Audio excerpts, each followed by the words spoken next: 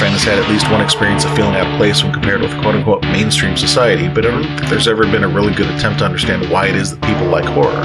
Like, most horror fans are generally normal people who have pretty good reasons for enjoying horror, but what are those reasons? The real reasons, not the ones they learn to tell people to make society leave them alone.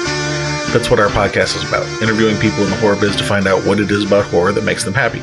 My name's Steve, and I'm a bit of a psychology buff, and my co-host is my friend Chris, who's a horror buff, and so far we've interviewed about 70 people in the biz and had a lot of fun with it, and we wanted to share with you some of our highlights. In this set of excerpts, we're going to just share some of the fun stuff, but if you want to hear the real meat of the conversation, come check us out on Apple, Google, Spotify, or you can just use the player on our website. In this set of excerpts, we're talking to Rodrigo Gudino, president of the Rue Morgue media family, Tyler Doupe, contributor to Wicked Horror TV, Dread Central, Rue Morgue, Fangoria, Fandango, plenty others, and Twitch streamer Harry Horror. Any least favorite costumes in childhood? Probably that ghost thing I told you about, because it was literally a sheet. I'm sure I'm not the first one to probably, or the last one to probably tell you this story. But yeah, your sheet, you cut some holes in it, you think it's great. No, you're stumbling on this thing, you can't see shit. That's funny. I never actually tried the classic sheet, just cut holes in it. I never thought about the fact that you would trip over it constantly. Yeah. It's also funny because I was thinking, did you not like it because it wasn't scary enough? And you went more realistic and it's like, no, I couldn't walk in the damn thing. Yeah. Yeah, I don't recommend it. In relation to how the mainstream world seems to interact with horror, I think is an application of that concept in the horror niche, shall we say. Oh, right. Yeah. Oh, absolutely. Yeah. Because if you have somebody who gets off on like sports to that degree, nobody cares. Right. But the difference there is because if you get off on sports that much, they don't have to worry about whether or not you're going to turn around and kill somebody. Whereas they think that if you're a fan of horror and you enjoy horror that much, then they might have a reason to potentially be afraid. Right. It's going back to that whole question of what's considered normal and what's considered abnormal. And what's dangerous. Like I say, right. Like if you like rugby that much, who cares? Right. Although you might kill somebody. Well, with rugby, yes, because that can be a very dangerous sport. Yeah, I was about to say, the difference is horror is, the subject matter is hurting people, and that's the interest. Whereas with sports, you're not really, right.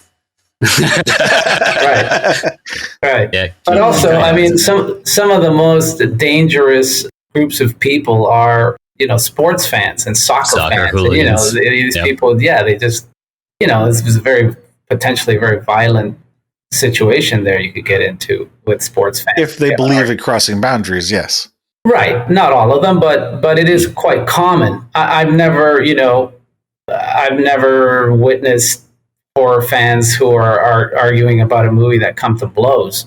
I mean, maybe it's happened, but it doesn't seem to be. They don't tear down the goalposts at the end of the football field.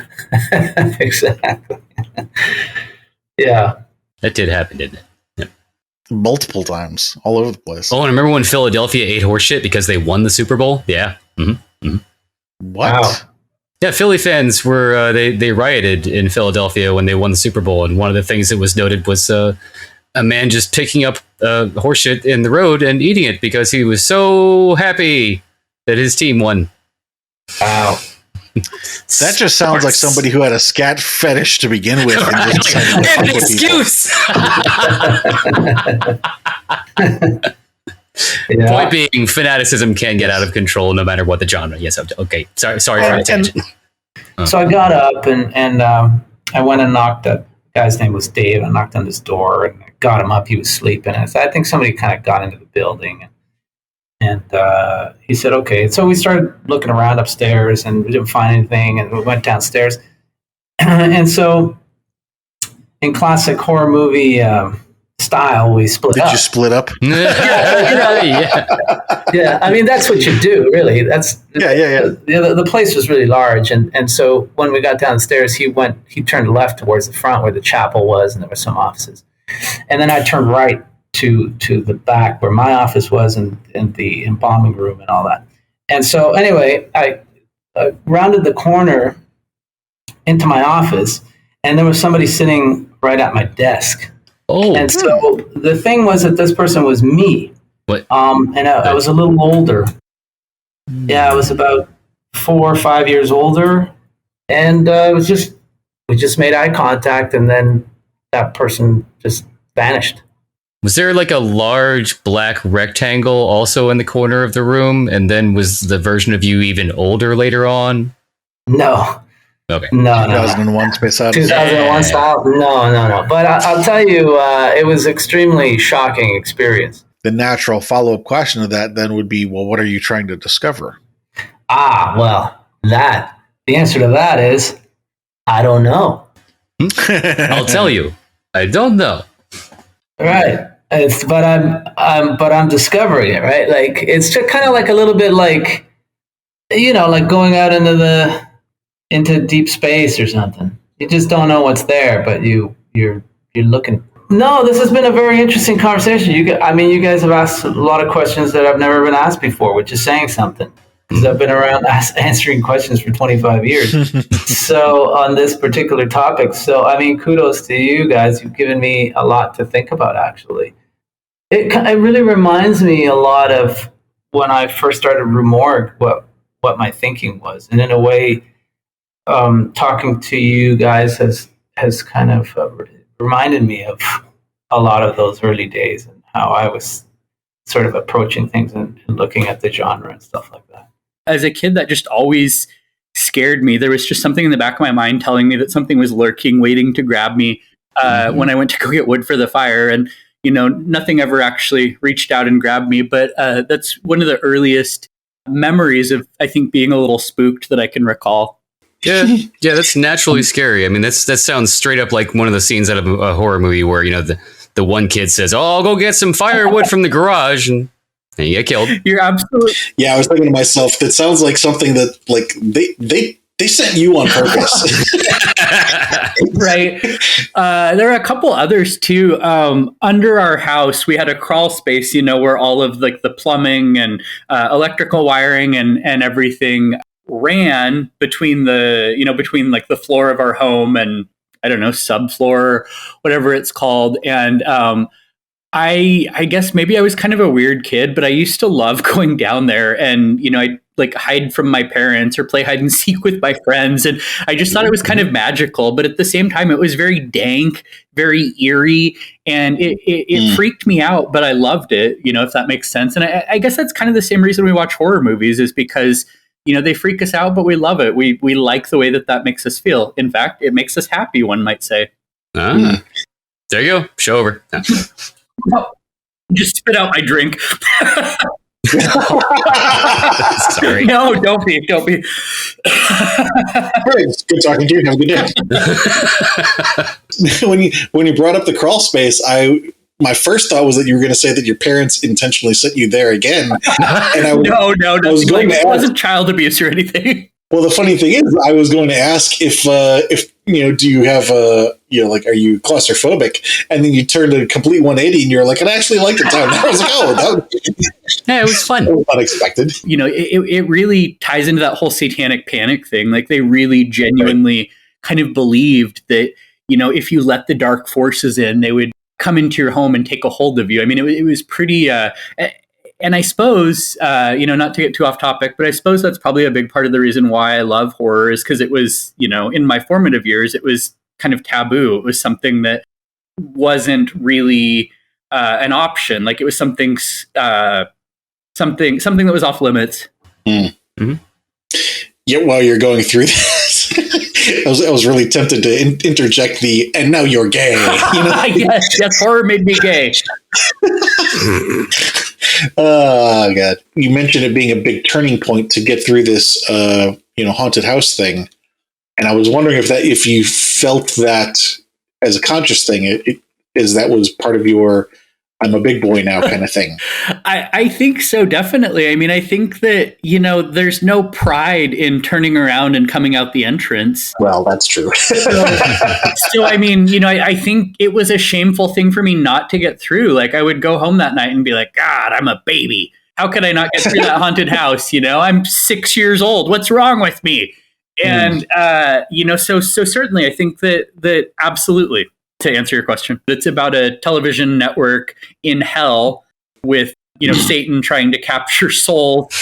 And I mean, I absolutely still love that movie because it's just so macabre and just a little dark and, not what you would necessarily expect to be marketed to kids.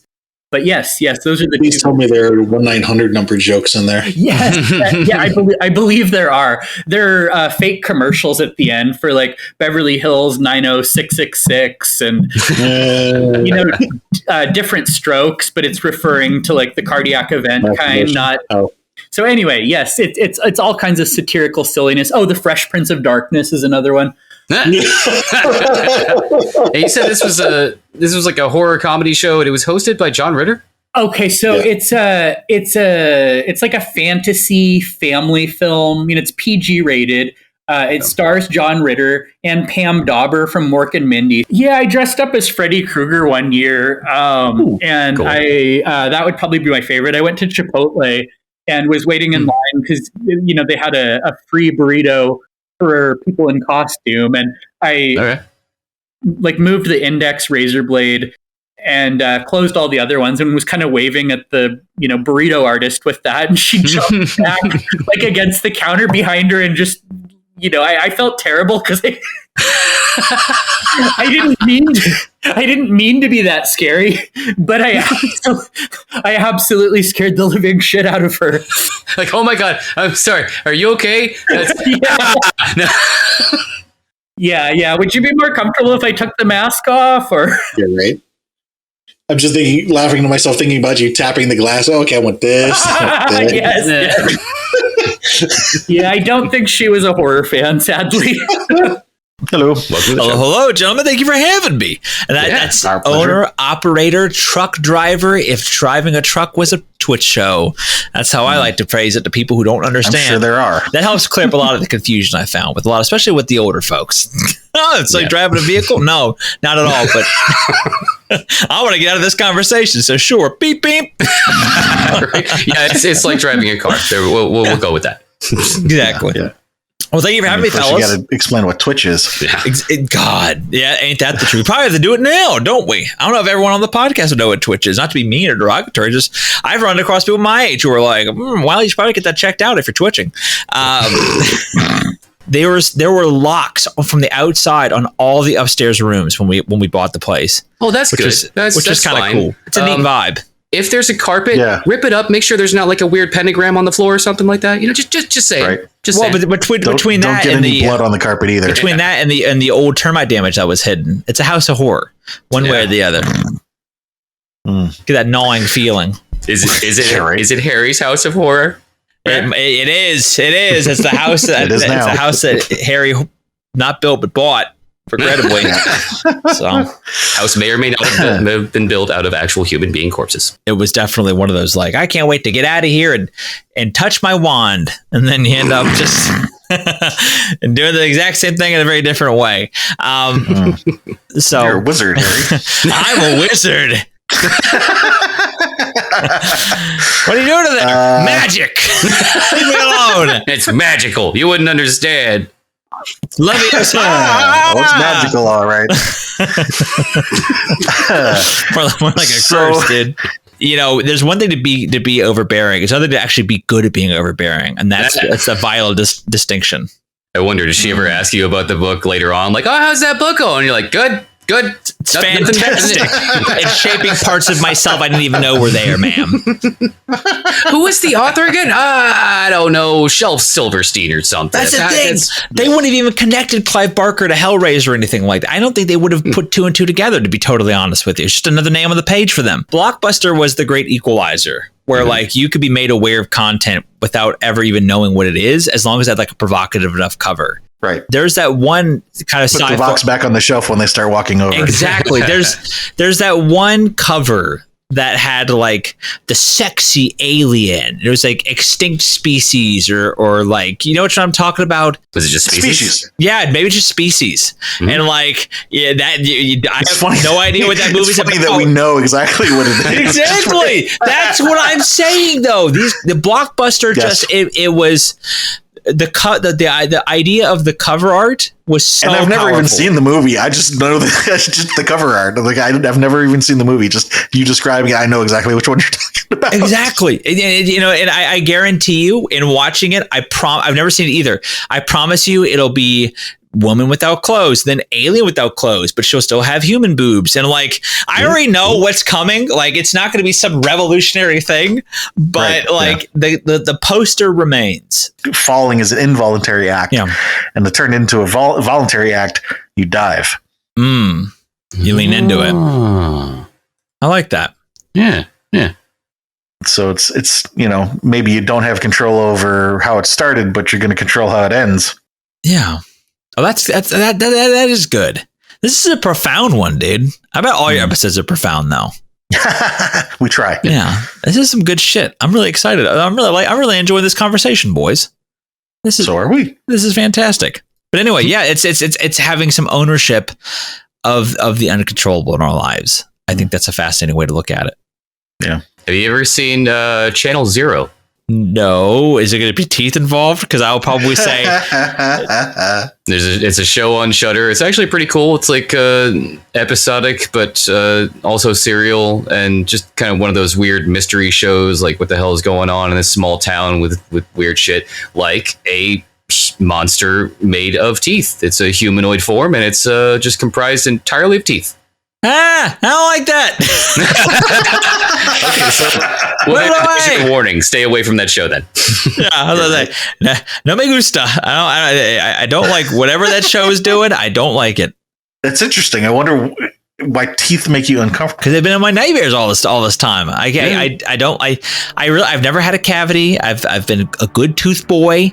Not that there is such thing as a good tooth or a bad tooth boy, but I've been relatively diligent with my own teeth. But it's one of those things where I just don't like them. I fundamentally don't. So yeah, come check us out over at horrormakeshappy.com or check out some of our other excerpts until you find someone whose interview you do want to hear.